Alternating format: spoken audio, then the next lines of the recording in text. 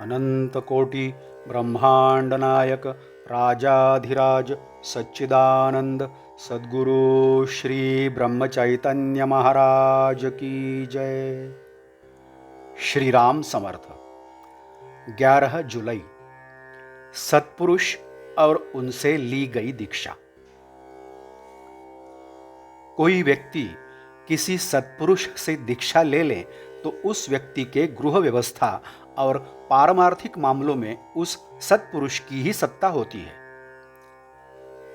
सरकार के हाथ में सब सत्ता होती है और राज्य यंत्र सरलता से कार्य करे, इसके लिए एक एक विभाग को एक एक काम सौंप दिया जाता है। कायदे के अनुसार जब तक वह विभाग अपना काम करता रहता है तब तक सरकार उसमें दखल नहीं देती। केवल इने गिने प्रसंग में और विशेष कारण से ही दखल देकर अपनी सत्ता का उपयोग करती है और अपनी इच्छा के अनुसार काम करा लेती है। यही नियम यहां भी कार्यान्वित होता है। गृहस्थी के मामले में प्रारब्ध अर्थात नसीब एक विभाग है। उसकी पहुंच देह तक ही होती है। प्रत्येक व्यक्ति को अपनी नसीब के अनुसार भले बुरे भोग भोगने पड़ते हैं। उसमें सत्पुरुष का जहां तक संभव है दखल नहीं देते। केवल व्यक्ति के कल्याण के लिए ही आवश्यक हुआ तो उसमें दखल देते हैं, अन्यथा नसीब के अनुसार बातें होने देते हैं। लेकिन हां, परमार्थ के मामले में जरूर सारी सत्ता उन्हीं की होती है। मात्र हमें चाहिए कि हम उनके बताए हुए साधन के अनुसार चलें और ऐसा बरतें कि उनकी कार्यकुशलता में कोई बाधा न आए। यह बाधा अनेक प्रकार की होती है। 1. उनके बताए साधन के बारे में शंका करना। 2. ऐसा विचार मन में आना कि किसी को एक दिन में सध गया तो मुझे अभी भी क्यों नहीं सधता है। और 3. कहे गए साधन की अपेक्षा कुछ अधिक या कम करने का प्रयत्न करना आदि।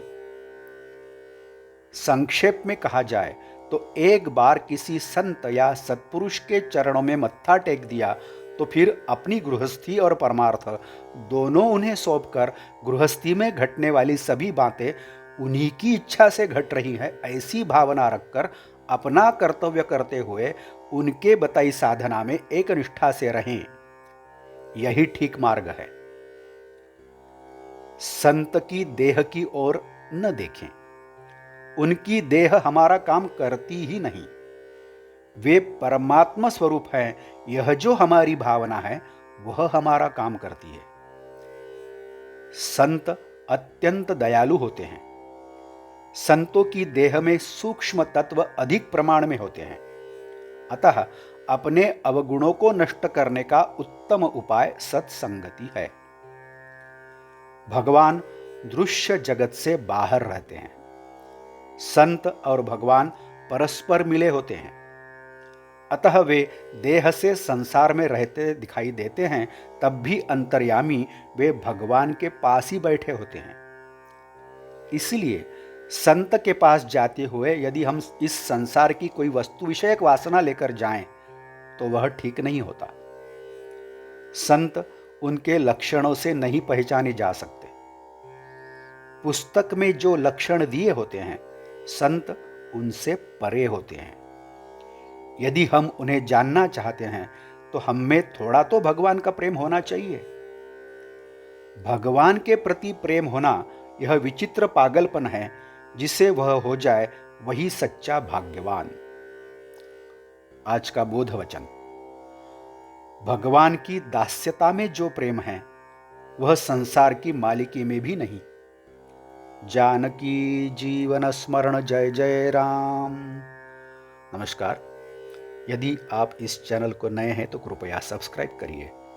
इस चैनल को सब्सक्राइब करिए, लाइक करिए, शेयर करिए और आपके कुछ कमेंट्स हो वो भी दीजिए।